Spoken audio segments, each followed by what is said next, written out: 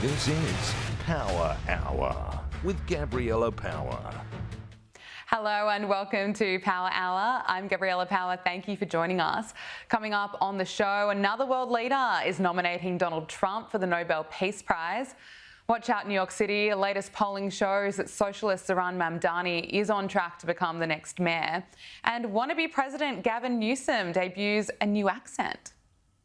But also, it was also about paying the bills, man. And it was just like hustling. And so I was out there kind of raising myself. President Donald Trump is on his tour of Asia and he's putting on a show every step of the way. Here he is dancing with the US Navy in Japan.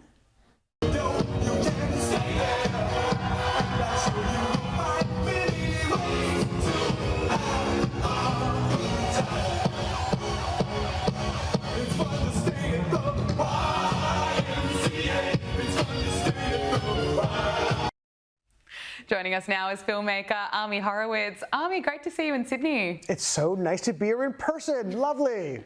Isn't it great seeing Donald Trump? He just loves getting out those dance moves. You'd almost be disappointed if he's visiting your area and then he doesn't bring them out. But he met with Japan's newly elected Prime Minister and she couldn't contain her excitement being around Donald Trump. Here she is appearing to jump for joy. I have to say this, the first female Prime Minister in the history of Japan. Madam Prime Minister, please say a few words, please. Thank you, Mr. President, and thank you all. The leaders signed documents declaring a golden age of the US-Japan alliance, including affirming a trade deal, lowering tariffs on Japanese goods to 15%, and pledging cooperation on rare earth and critical minerals. Now, Japan's Prime Minister informed Donald Trump that she will be nominating him for next year's Nobel Peace Prize, joining a growing list of world leaders. And now Donald Trump has, of course, vowed to be America first. He's been criticised for what he's been doing with tariffs, but he's also really kind of strengthening ties with allies around the world. And you can see other leaders falling right into line and looking at right-leaning leaders like Japan's newly elected Prime Minister, Argentina's president. Are they learning from Donald Trump? Oh, no question about it, right? I mean, first of all, I love the fact that they were late to this press conference because they were watching the World Series together, right? By like Shohei Ohtani and the Dodgers. But yeah, look, by the way, he loves the fact whatever leaders say we're nominating you for the Nobel Peace Prize, obviously. And he deserves it. Look what he's doing. Look, he's pivoted. This pivot to Asia is so interesting and so smart, right? Like, yes, we of course have the Ukraine issue, the Gaza-Israel issue, but what we need to do is contain China. And he's working around China's periphery, right? Creating and strengthening the allies. And Japan's a perfect example of that. They cut a minerals deal, which of course is, under the radar, low key. He's been doing this all over the world, making sure that, again, he blunts China's ability to chokehold the world on these rare earth minerals. He was just in Cambodia and Thailand, right? Do you know that they've been at war for 100 years? Gabriella, 100 years, they now have peace. It's incredible. He was incredible. And Malaysia, and it gets Indonesia. news coverage for a day because he's doing so much right around the world. It's like another peace deal. People on CNN even dismiss them. A day is overstated. Maybe a few minutes of airtime on CNN, maybe. Yeah, and he's doing this around the world. And you mentioned Milei, my spirit animal. I mean, yes, and look what's happening in Argentina. There's a miracle happening in Argentina right now where they have growth year over year over 6% because he is finally putting into place these capitalist free market infrastructures that South America has not had for decades, right? And what are they going to be a model for the rest of the region, saying, here's what you need to do economically. You will no longer be dependent on the U.S., China, and other places. Now let's talk about New York City. We're less than a week away from New York City's mayoral election, and Democrat socialist Mandani remains in the lead despite a majority of voters apparently not convinced by some of his campaign policies. No wonder why. But this new poll by the Manhattan Institute found that Mandani is leading with 43% of likely votes, beating Cuomo's 28% and Curtis Lewa's 19%. To recap, of course, on his policies, he wants free buses, he wants city-run groceries, he wants rent freezers. He wants to raise the minimum wage to $30 an hour. Can I please get all your thoughts? Where do I start? Okay, first of all, I am now a New York refugee. I think I'm going to stay here, and I'm going to ask for asylum if he wins and not go back. A lot of things. Okay, first of all, and the list you mentioned didn't talk about the social. He has said that he wants to get rid of prisons. Yeah. Get rid of prisons, right? He talked about, I saw a clip I never even heard before. I thought I heard them all. He was talking about how the quote was that when the NYPD boot is on your neck, it's laced by Israel. I mean, sick anti-Semitic stuff. Yeah. He wants to have a housing crisis. There's a housing crisis affordability. There is. That's true. And he's going to solve it. I guarantee that because everyone's going to leave. And all his apartments open for rent. All the prices will come down. And I'll say, look, I'll tell you this about Curtis Lewa. And you mentioned the 19%, which sounds a bit high to me. I know it's the Manhattan Institute. Otherwise, people have them around 9 to 10%. Right. Look, you want my view? Look, I like Curtis. I've met him a whole bunch of times. I think he's staying in for a particular reason. I think he wants Mandani to win.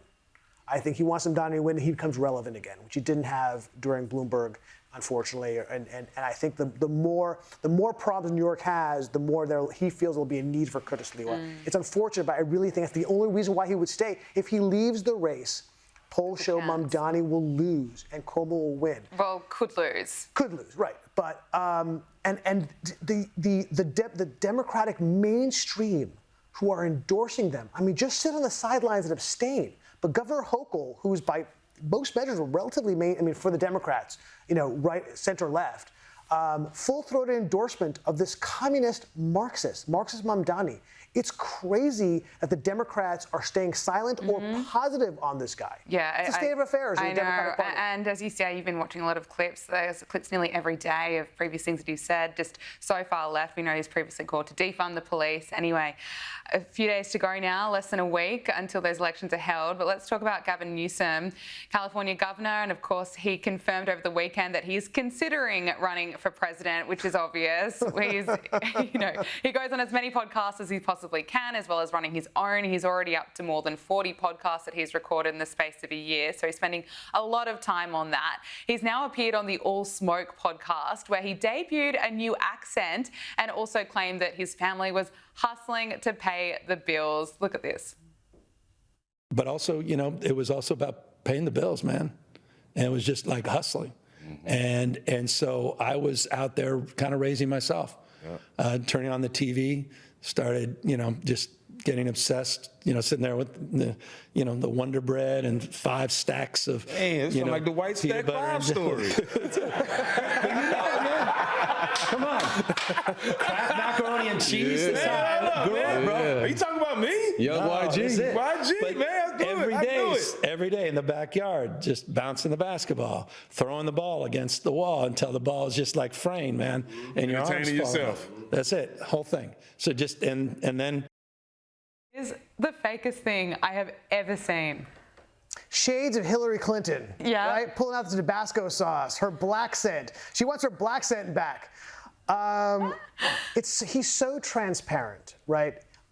I'm thinking about running. Please, please. Considering. Yeah, okay. This is all you worked for your entire life. Look, the truth is, I know we make fun of him a lot. I know California is a disaster under his reign, right? And also, don't forget, he was in charge of San Francisco, dystopian under his leadership. Don't sleep on him. He's really good, and I'll give him credit. He goes on a lot of shows. Like, he's been on Hannity, right? He goes on a lot of shows. Adam Carolla. He goes on a lot of shows where he knows it's a hostile audience. He's very good at cosplaying as president, right? And as a moderate. He's really good at it. And like right there, like he's trying to connect with the people that he's talking to. We laugh at it, but I'm telling you, it does have, in every single poll, he is 1 or 2, right? It's Kamala Harris and him. I think Kamala will probably end up fading away, and I think it'll probably be him and AOC, frankly. That's my guess. But no, he'll be a real force if you, A, to win the nomination, and B, he will not be so easy to get rid of. I'm warning people now. I know people are laughing at him for good reason, but he's actually pretty good at this. I'm not sure about that accent, though, claiming that he was hustling. I mean, this is kind of like what Kamala Harris was doing throughout the election campaign last year. Whenever you'd see her pop up, she'd put on a different accent, and then she doesn't realise that people are getting their information You're hustling online. For food? His father was a major lawyer at a major oil company. Yeah, he's rewriting history. Please, please. Yeah, but with the accents, I mean, people are getting so much of their news online, they can quickly go back and see that they're putting on a different accent. But he's bitter about the podcasters, I should say, that won't have him on. He's now in this war with Joe Rogan, and he's really bitter that Joe Rogan's not going to have him on. Take a look. He won't. Look, he hasn't for years and years. He's been attacking me, and it's one way, and he won't have me on. He's consistently not having me on. By the way, I'm moving on. I have no interest. You're done with him? Joe Rogan's the Facebook of podcasting. He was sitting across one of the brightest minds in podcasting right now. The guy was in the mic. And there are a lot of people at the mic doing extraordinary things in podcasting. Joe Rogan's got a pretty big audience still, though. You know what?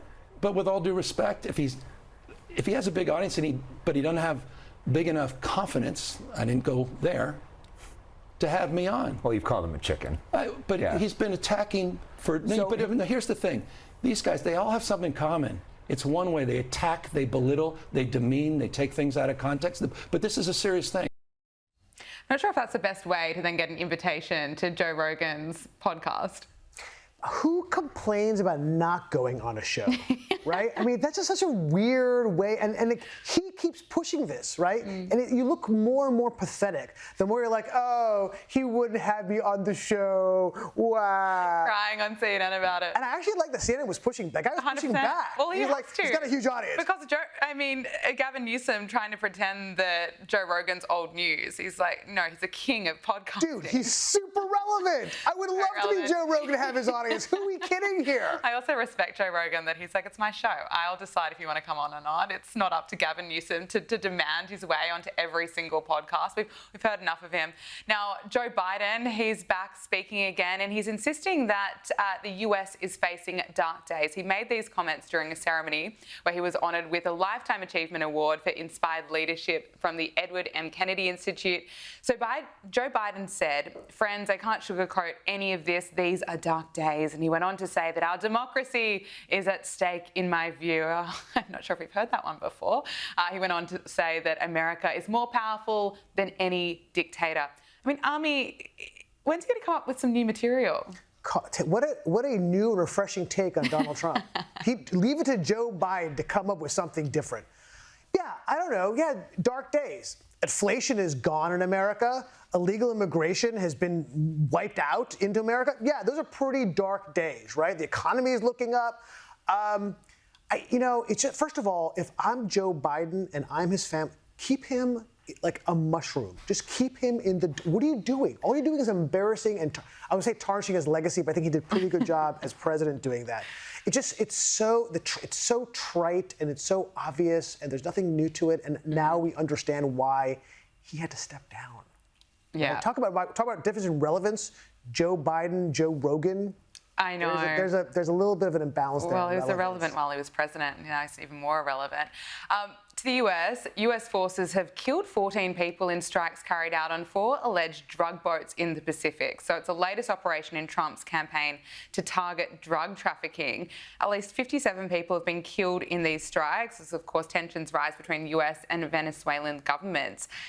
I mean, it's pretty extraordinary. You know, I think the first hearing about this news, however long ago it was, and now another strike, another 14 people killed. I mean, I'm supporting Donald Trump for protecting America and keeping drug traffickers away from the country, but it's a pretty extraordinary use of power. Look, I have always said, over and over again, I am against the increased executive power that we've seen over the decades. It hasn't just been Trump. It also was under Joe Biden. It was under Obama. But this is a little bit different because the foreign policy is truly within the sphere of the presidency, right? So I don't have an issue with that. And look, the extraordinary thing to me is the Democrats are attacking him for this, okay? You know, I've got a suggestion. If you're a drug dealer and you don't want to be blown up, don't bring drugs to America. I don't know, crazy idea. Just don't do it and you're not going to find yourself dead in the ocean. right? Okay, piece of advice to all the drug dealers out there, free advice. But this is more than just, look, first of all, it's a massive problem for the United States, right? The drug problem, the fentanyl problem is out of control in the United States. So that's one area on why this has to be done. The second is, this is more than just tactical, this is strategic. This is China, Venezuela, our enemies, trying to flood our markets with these dangerous drugs as a weapon, as a soft war against us. And that's what he's doing. He's prosecuting essentially a soft war. And the Venezuelan government is part of this process. They're not just, these drug dealers are not just finding their way secretly on the coast of Venezuela and moving across the border. This is the outward support of Maduro and the Venezuelan government and his military and everything involved in the structures of governance to make sure that these drugs are being sent to our shores. So I applaud him for it. But the shocking thing to me, the Democrats are not standing with us, except, of course, John Fetterman. I shine this guy so much. I should be cleaning shoes in the streets of Broadway, okay? I'm sorry, but and by the way, he votes not regularly with Donald Trump, but when the things are obvious to him, I appreciate the fact that he stands up for it. And for that, the Democrats are trying to primary him and get rid of a reasonable Democrat in the Senate. Finally, JD Vance insists that the ceasefire is holding in Gaza despite the recent attacks. Benjamin Netanyahu confirmed that powerful strikes have been launched in Gaza and, of course, accused Hamas of violating the ceasefire. This is what JD Vance had to say. The president achieved a historic peace in the Middle East. The ceasefire is holding. That doesn't mean that there aren't going to be little skirmishes here and there. We know that Hamas or somebody else within Gaza attacked an IDF soldier. We expect the Israelis are going to respond. But I think the president's peace is going to hold despite it. JD Vance is downplaying this, isn't he? Yeah, I don't know. I mean, we'll see. It's look, clearly there has been a violation on the Hamas side, and Israel is within the right to respond, and they have. I don't think they've taken it beyond a measured response to what Hamas has done. I think, look, one of the major issues for the Israelis on this, on how they're breaking the ceasefire is they're not giving back the hostages. And in fact, there's now credible evidence that they're trying to even bury even more deeply the remains of the hostages because I think they don't want us to see what happened. They don't want the world to see what they did to these people. So they're not giving back these particular bodies who I think were tortured in terrible, horrible ways. In fact, the Egyptians just sent over the border bulldozing equipment to help them find it. And there's evidence that they're actually using that equipment to deeper bury these bodies. Horrific. So this is who you're dealing with. Yeah. I actually am still more optimistic than pessimistic that this will hold and there will be a ceasefire. But when you're dealing with Hamas, this is to be expected. Ami Horowitz, thank you so much for your time. Such a pleasure. It's time for media meltdowns, and according to the leftist media, no Democrat has ever suggested that Donald Trump is a Nazi or that Donald Trump is Hitler. Here is JB Pritzker and MSNBC's Nicole Wallace trying to rewrite history. I haven't suggested that Donald Trump is Hitler. I wouldn't say I don't think any Democrat has. I actually no. And I think it's a smear that they project back on to critics. Okay, it's a smear from Republicans apparently, but they sound so sure about it. Are they telling the truth? What has JB Pritzker said in the past? What I know is in the early days of the Nazi regime, they started slowly but surely taking away people's rights. And what we're seeing now is the very same thing. And was he the only one who said anything like that? What about this Democrat? He is paving the way to become a Vladimir Putin or to become an Adolf Hitler or a Kim Jong-un. That's what he wants to be. What about Jasmine Crockett?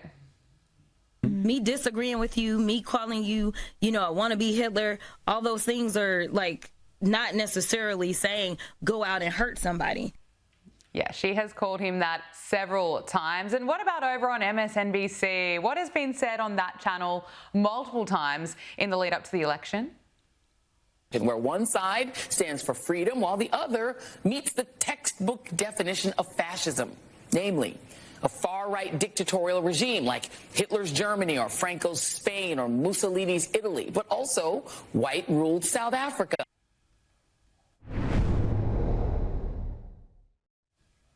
Joining us now is RNC Youth Advisory Council co-chair CJ Pearson. CJ, sorry to put you through that, but listening to Joy Reid there, you can understand why MSNBC got rid of her. But Nicole Wallace and JB Pritzker, I mean, who are they convincing?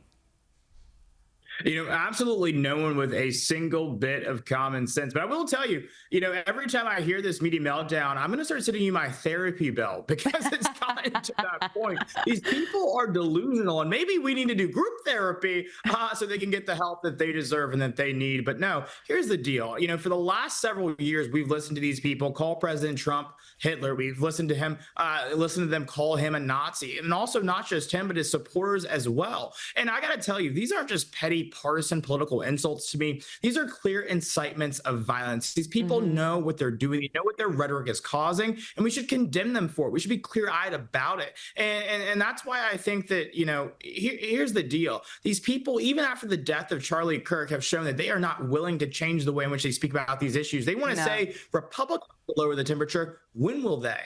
Yeah, 100%. And they just keep gaslighting, and it's so dangerous. We can laugh at it, but as you say, it's call for violence. And it's been awful to see what's happened this year, the rise of extreme left-wing violence. Now, Senate Democrats voted for the 13th time to block a House-passed bill to reopen the federal government, despite a plea this week by the nation's largest federal workers' union to end the 28-day shutdown.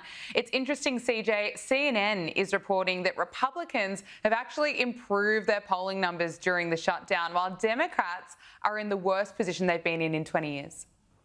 Starting with Republicans, how has the shutdown seemed to have affected their political standing? Yeah, you might think, given that the Republicans are in charge of both the House and the Senate, that a government shutdown might actually hurt the Republican brand. But in fact, it hasn't. If anything, it's been helped a little bit. Take a look here, the shift in net popularity versus pre-shutdown. When we're looking at the Republican Party overall, that brand actually up 2 points. That's within the margin of error, but clearly it hasn't dropped. Come over to this side of the screen. Look at the net approval ratings for Republicans in Congress. It's actually up 5 points since pre-shutdown. So what we're seeing here is the Republican brand in Congress has actually improved somewhat compared to where we were pre-shutdown, despite the fact that Republicans control. And that's the math that John Thune and Mike Johnson are looking at is, well, hey, why should we give, and electorally speaking, when our brand has actually improved a little bit? CJ, what do you make of that? Well, I make of it that the American people are a lot smarter than the Democrats would like to believe that they are. The American people know this is a Chuck Schumer shutdown. It is because of a few rogue Democrat members in the United States Senate who are refusing to reopen the government, refusing to do what needs to be done to pay our troops, to ensure that SNAP benefits don't, become in jeopardy and all of those things. And this problem lays squarely at their feet. President Trump has done what he had to do. Republicans in Congress have done what they have to do to reopen this government. Democrats have to meet us in the middle. They've shown a refusal to do so because Chuck Schumer and folks like him are just far too scared of AOC to actually be a leader. And it's a shame, and it's terrible that they're jeopardizing our country and its well-being in pursuit of their partisan and political goals. Yeah. Let's talk about Barack Obama. Former President Barack Obama is heading back to the campaign trail in the final days of elections for governor in Virginia and New Jersey. Now, in Virginia, former CIA employee Abigail Spanberger is facing off against Republican Winsome Earl Sears, a Jamaican immigrant and Marine veteran. Now, Obama officially endorsed Abigail Spanberger earlier this month, and he's essentially calling on voters to snub Winsome Earl Sears. But he's being called out for this because you'd remember last year when Barack Obama lectured black men about why they need to vote for Kamala Harris. Let's just look at what he said. When you have a choice that is this clear, when on the one hand you have somebody who grew up like you, knows you, went to college with you, understands the struggles and pain and joy that comes from those experiences. So CJ, last year it was all about race, but it's not really important to him this time around. Well, it's because Barack Obama doesn't actually want you to vote for a black person who can think for themselves and who he doesn't control. He only believes that blackness is synonymous with, liberal policies and progressive ideals. But I got to tell you, it's not. He wants to sit here and say that we should vote for a black person just for the sake of being black. I completely disagree with that. I think if I'm going to vote for a black person, it's going to be because I believe that they're otherwise qualified. And Winsome Sears is otherwise qualified. This is someone who was a veteran, a Marine, a lieutenant governor, someone who has led from the front and never from behind. And so, yes, if I were a voter in the state of Virginia, she would absolutely have my support. But it speaks to the hypocrisy of the liberal left. These people, again, do not actually care about black lives or black votes or any of those things. They care about their agenda. They want black people they can control. They want black people that they can direct. They want black people that they can dictate their political ideals to. Winsome Sears has said for a long, long time that she will not be controlled by these people. And that is why they fear her. And that's exactly why Abigail Spanberger, a former CIA agent, is forced to pull out all the stops to win what otherwise should be a pretty easy race for her. Look, it's also been revealed that Barack Obama was not happy with Nancy Pelosi's quick endorsement of Kamala Harris. This is according to ABC News journalist Jonathan Karl's new book, Retribution. Obama's message to Pelosi was essentially, what the F did you just do, when Pelosi expressed full confidence in Kamala Harris because Obama reportedly had serious concerns about Kamala Harris's competence and her ability to really beat Trump in the election. So I suppose he was right to have concerns, CJ. Well, you're right. And also cast that video where he's lecturing that group of black men into a new light. Maybe he was compensating for his own doubt in Kamala Harris's ability to defeat President Trump, as she, so clearly failed at having the ability to do. And so, every accusation is a confession from these types of folks. And I think that is what we're seeing from this new reporting and what we saw in that video just now. Now, actor Charlie Sheen has a new idea for Democrat-run cities on how they can get tough on crime, telling Bill Maher that there should be a dedicated place for repeat offenders. Watch this. Oh, like in New York, they had some crazy stat of, because, they throw people in jail and then they're out the next day. I know. Like some crazy percentage of crimes, some side of crime was like from 600 people. Wow. Who just over and over did like 80% of the that is whatever. Just, I know. Wow. I know. So if you're able to build statistics from that, you clearly know who the they are, right? So why not just take just those 600 people and just build a special place for them? And this is why it's so call it the 600 building. Right. That's good. That's very good. There's our the 600 building. Yeah, there it is.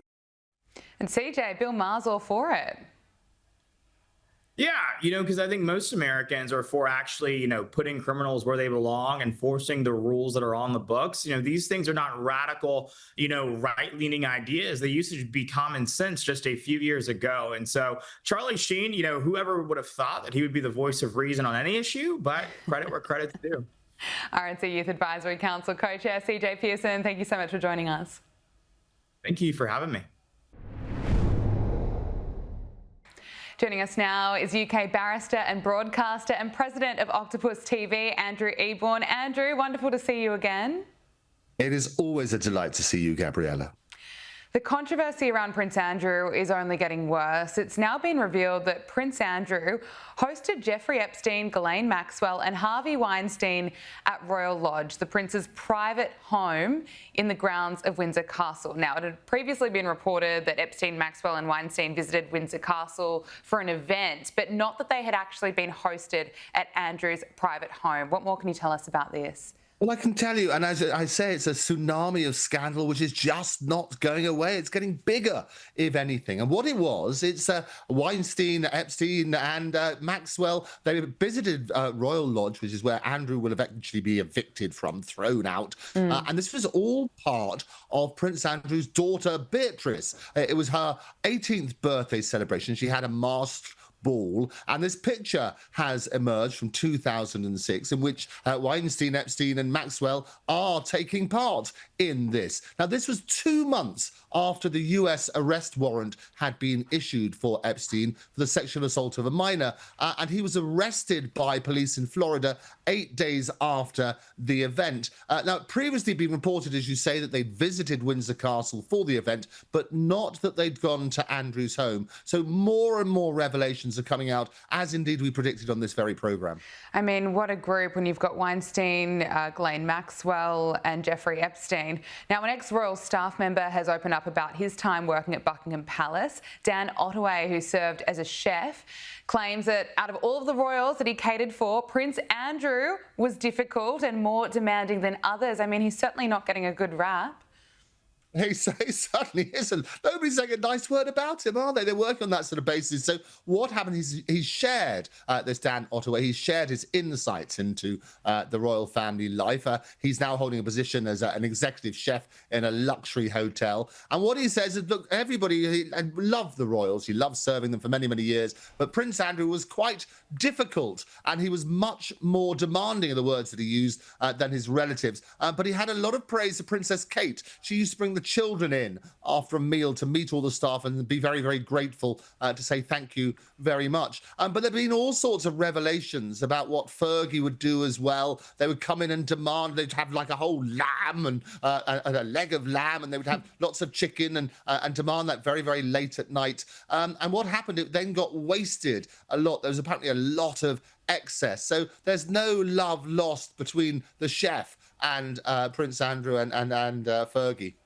Well, there are reports that Prince Andrew has agreed to vacate the Royal Lodge. However, he wants Prince Harry and Meghan Markle's former UK home, Frogmore Cottage. Not only that, he also wants Prince William's and Kate Middleton's Adelaide Cottage for Sarah Ferguson. I mean, it seems like a pretty extraordinary demand.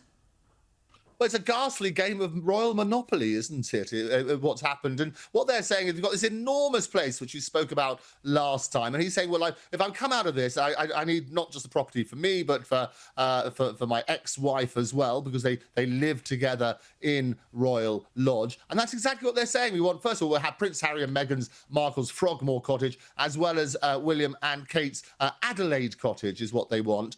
He also apparently wants respect for his two daughters. I understand that, allowing them to continue their royal work and charity patronages. And he also wants some sort of financial settlement, because Fergie's going to need a bit of cash as well. So they're talking about that sort of side. But officially, obviously, stripping Andrew of his royal titles, as I said last week, was going to require an act of parliament. And this enormous property that he's in, which has become a massive focus for the general public over here, and indeed around the world, is a 30-room Royal Lodge, and it emerges all the time about the deal that was done. It's basically a peppercorn rent, which means he hasn't really paid rent for a significant period of time. But what he did do, he paid £1 million up front and then was responsible for all the sort of refurbishments. And that's been quite hefty over that period of time. It's been about 7.5 million was paid in 2005, and there are various expenses which have been paid since. But it looks likely that he may agree a deal as long as he gets these two properties. Okay, well, you think about the damage that this has caused the royal family, and now Prince William and Princess Catherine are allegedly working hard to uphold the palace's reputation and, of course, stand by King Charles following this enormous scandal. But you think about all the scandals surrounding the royal family, this is certainly up there. Oh, absolutely. And we pointed out last time, Prince William's being quite ruthless about this. He doesn't want anyone to tarnish the crown. And that's exactly what all these headlines screaming every single day are doing. More and more revelations. They were hoping that when Andrew turned around and said, well, I'll give up my titles and I won't use them, although it does require, as I say, a more formal procedure to take them away officially. He said he wouldn't use them. But what's happening is basically Prince William has got zero tolerance towards the Andrews scandal. And as I say, he's pretty ruthless on that sort of basis. What he wants to do is basically have a solution-focused lens. How do we stop this? It's going to be far more ruthless than his father. He was the one, if you may remember, I revealed he sort of stopped Andrew being invited to Christmas. He's now getting more and more trying to distance himself from it.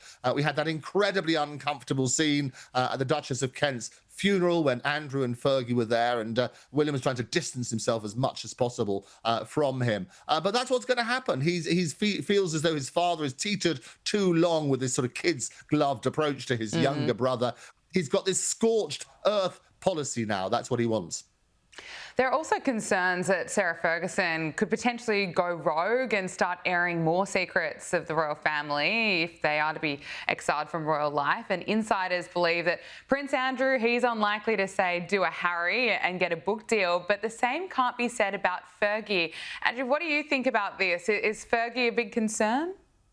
Well, I think absolutely. It always used to be the mantra, didn't it? To never complain, never explain. It was a public relations thing. Personal motto was the royal family had, and the Queen, the late Queen Elizabeth, famously would follow that. It was actually attributed to the 19th century Prime Minister Benjamin Disraeli. Never complain, never explain. Well, that's been thrown out of the window, hasn't it? Spare us all. Well, Sarah Ferguson now is looking to do a tell-all memoir. And it's not the first one she did. She did one in 1996, the same year that she officially divorced Prince Andrew. It was called My Story, and this was basically detailed her own growing up as a country girl, entering royal life, and the challenges of sustaining her life. She then did another one, because that wasn't enough, so she did one in 2011, talking about finding Sarah, a duchess's journey to find herself. Well, it was a journey to find more money. That's what it's trying to do.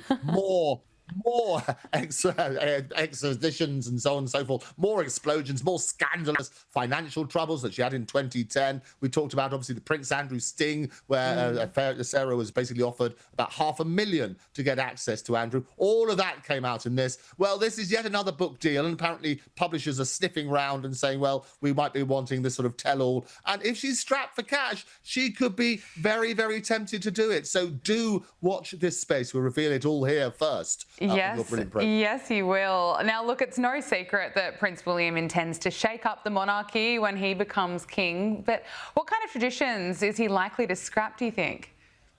Well, it's interesting, isn't it? Because he calls it ridiculous and totally outdated words that he used. He's basically, his vision is for a monarchy which is going to be fit for the modern age. So he's going to purge the pomp, as I would call it. And what he's going to do is there's going to be less pomp, fewer outdated titles, and a stronger emphasis on purpose is what he wants. He's very pragmatic about it. And so a number of these things, let's have a look at the outfits, for example. He can't stand the theatrical side of it, dressing up in all these furs and ermine and various other things. So he thinks the elaborate outfits are outdated and quite frankly ridiculous. So he wants to get rid of that so it doesn't look like a costume drama for a pantomime. Where's your career behind you is what they'd say for Andrew. But he's going to focus instead on achievement, not ceremony. And those ceremonial robes, so you can get rid of those, is what he's saying. In addition to that, he's sort of talking about these grand greetings. You might remember Meghan Markle with her bowing, how she used to practice the curtsy for the Queen. Well, he's going to think getting rid of all of that sort of stuff.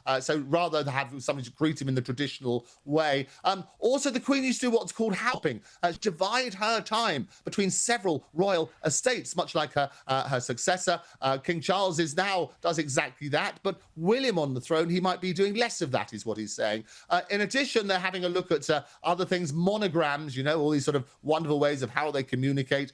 He may not be doing that. He might be starting to use his mobile phone. And in fact, the way that he communicates, I can reveal, with his staff, he has a WhatsApp group with them rather than these formal carrier pigeons and scrolls. So he's very practical. He wants the system to function smoothly, but without any trappings. But there is power in pageantry. And I think the reality is a lot of the critics are saying, well, you don't want to lose too much of it. No, because that's right. People like the pomp and circumstance because that's what we associate with the royals. Yes, absolutely. Now, exciting news for us in Sydney. Princess Anne is going to be joined by her husband, Tim Lawrence, on a long-haul royal visit to Australia and Singapore next month. So the princess is expected to undertake a series of military engagements in Sydney, Melbourne, Brisbane. Andrew, what more can you tell us? Well, I'd say you're taking all our royals, aren't you? They love it down under there. It's got to be good. Stay, yes. And I don't blame them. It's glorious. I love your country. So she's been married to a second husband, Vice Admiral Sir Tim Lawrence, a retired Navy officer for 33 years. And it's going to be the 100th anniversary, that's what it is, Gabriella, of the Royal Australian Corps of Signals. So the King's sister, who she's now 75, she's going to make this long-haul overseas visit from the 8th until the 13th of November. So get on and wave your flags if you'd like to. The Princess is basically going to undertake a series of military engagements, that's what they say, as you say, in Sydney, Melbourne and Brisbane. It's this 4-day tour. And people love, she's one of the favourite royals over here. She works incredibly hard, but she will have a glorious time there, and also in Singapore as well. Now, we are very much looking forward to it. King Charles and Pope Leo have prayed together at the Vatican in a first, really, for the leaders of the Church of England and the Catholic Church, making history, Andrew.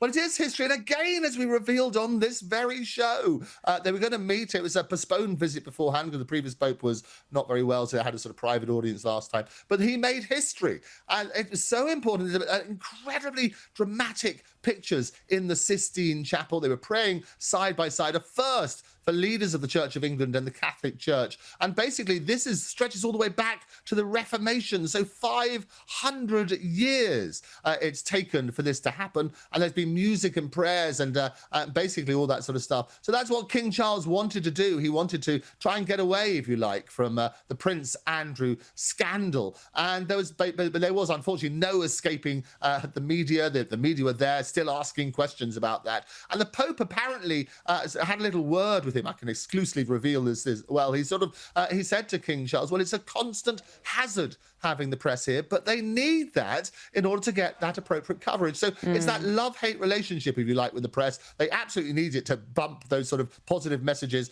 but the public have questions still. So whilst it's a historic event, the other matters are still not going to go away. No.